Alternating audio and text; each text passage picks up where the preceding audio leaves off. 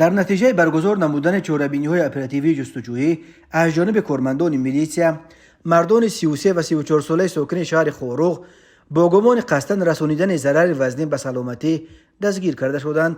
نامبردگان 21 ماه سال 2023 تخمینا ساعت 20:00 دقیقه هنگام در محله خیچوردیو در حالت مستی قرار داشتنشان автомашин тамғаи Toyota RAV4 تحت اداره مرد 61 ساله ساکن شهر مذکور قرار داشته را من نموده از او خواهش نمودند که رفیقشان را تا بیمارخانه انتقال دهد که وضع سلامتیش بد بوده است. جبر دیده خواهش آنها را رد نموده است. بنابراین گمان بر شوندگان او را از حیثیت افباشی زیر لطوکوب قرار دادند.